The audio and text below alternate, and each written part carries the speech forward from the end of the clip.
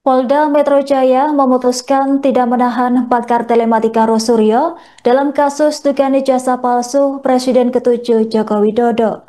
Keputusan ini diambil setelah Rosuryo CS menjalani pemeriksaan selama lebih dari 9 jam di Subdirektorat Keamanan Negara di Treskrimum Polda Metro Jaya pada Kamis 13 November. Kabar ini dikonfirmasi oleh Direktur Reses Kriminal Umum Polda Metro Jaya, Kombes Pol Imam Imanuddin. Dari hasil pemeriksaan sementara, Rosuryo diperbolehkan pulang bersama dua tersangka lainnya, yakni Dr. Tifa dan Rismon Sianipar. Ketiganya tidak ditahan lantaran masih mengajukan saksi ahli dan saksi meringankan.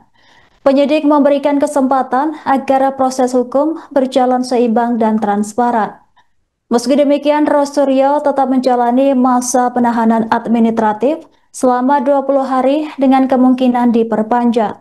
Nantinya Rosuryo akan ditempatkan di Rutan Salemba Cabang Polda Metro Jaya jika proses penahanan diberlakukan.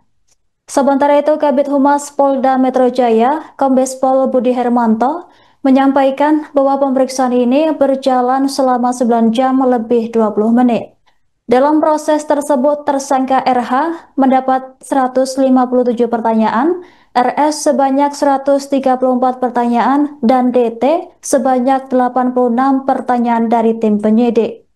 Pemeriksaan dilakukan dengan menjunjung tinggi prinsip legalitas, profesionalitas, dan transparan sesuai hukum yang berlaku. Seluruh rangkaian pemeriksaan selesai, ketiga tersangka diperbolehkan pulang lantaran telah mengajukan ahli serta saksi yang meringankan dalam proses hukum mereka. Diberitakan sebelumnya, Kapolda Metro Jaya Irjen Asep Edi Suheri telah mengumumkan 8 tersangka dalam kasus yang sama. Para tersangka diduga melakukan pencemaran nama baik dan fitnah terhadap Presiden ke-7 Joko Widodo. Mereka juga disangkakan melakukan manipulasi data elektronik terkait isu ijazah palsu. Pemeriksaan terhadap 3 orang tersangka dilaksanakan lebih kurang 9 jam 20 menit. Berawal dari pukul 10.30 sampai dengan 12.00.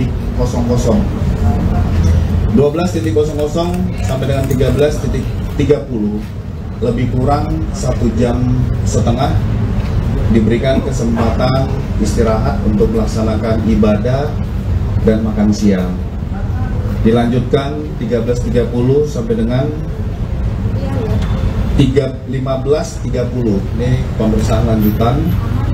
Dilanjutkan kembali istirahat lebih kurang 1 jam dan berakhir di 18.30. Jumlah daftar pertanyaan untuk tersangka RH ada 157 pertanyaan, tersangka RS 134 pertanyaan, dan tersangka TT ada 86 pertanyaan. Penyidik melaksanakan pemeriksaan dengan prinsip legalitas, prosedural, proporsional, profesional, transparan, akuntabel, efektif, dan efisien. Pemeriksaan terhadap 3 orang tersangka hari ini alhamdulillah sudah bisa berjalan dengan lancar. Saya tadi sudah memastikan proses pemeriksaan dari awal terhadap para tersangka berjalan sebagaimana yang diatur di dalam KUHP maupun peraturan Kapolri.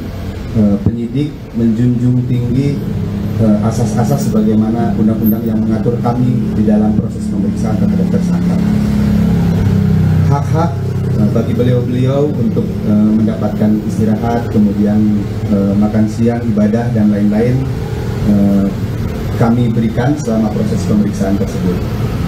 Dan saat ini pemeriksaan sudah selesai dilakukan untuk sementara waktu. Para tersangka sudah memberikan keterangannya. Setelah ini kepada ketiga tersangka kami perbolehkan untuk kembali ke rumahnya masing-masing. Kenapa demikian? Karena ketiga tersangka mengajukan ahli dan saksi yang meringankan. Tentunya dalam hal ini kami sebagai penyidik harus menjaga keseimbangan keterangan dan informasi sehingga proses penegakan hukum ini adil dan berimbang. Kami akan melakukan konfirmasi dan pemeriksaan terhadap saksi yang diajukan, saksi yang meringankan, begitupun juga terhadap ahli yang meringankan atas permintaan atau permohonan para tersangka. Saya kira itu ya, jelasnya Mbak. Pak, mungkin bisa didetailkan berapa saksi yang meringankan yang diajukan oleh tersangka ini, ahlinya ada berapa, kemudian terkait dengan para tersangka lain, bagaimana nanti nasibnya Pak? Pemeriksaannya kapan? Dan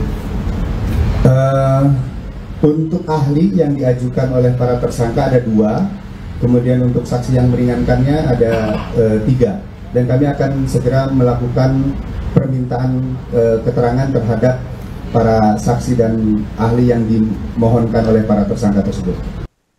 Penyidik Polda Metro Jaya memutuskan untuk tidak melakukan penahanan terhadap Rosuryo dan 2 tersangka lainnya dalam kasus yang menyeret nama Presiden ke-7 Joko Widodo. Keputusan ini diambil lantaran para tersangka mengajukan saksi serta ahli yang dinilai dapat meringankan posisi hukum mereka.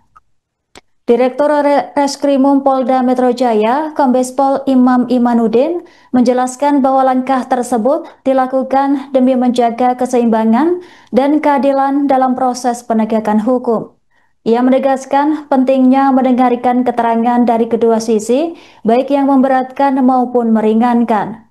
Sebagai informasi, pemeriksaan terhadap ketiga tersangka berlangsung pada Kamis 13 November di Polda Metro Jaya.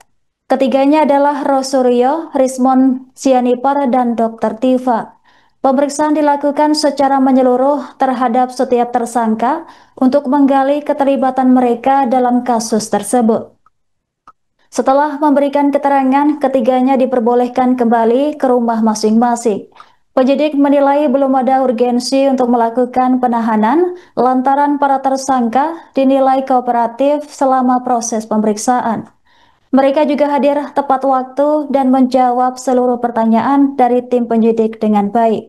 Selain itu, penyidik masih akan menunggu hasil analisis keterangan dari saksi dan ahli yang diajukan oleh pihak tersangka. Proses ini menjadi bagian dari komitmen kepolisian untuk bersikap objektif dan profesional. Meski tidak ditahan, status tersangka tetap melekat pada ketiganya. Polda Metro Jaya memastikan bahwa kasus ini akan terus bergulir hingga ada keputusan hukum yang final.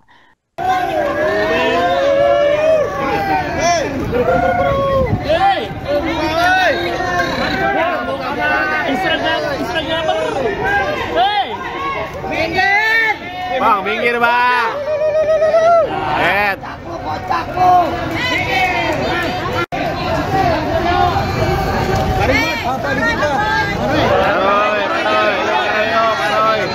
Boleh Baroy.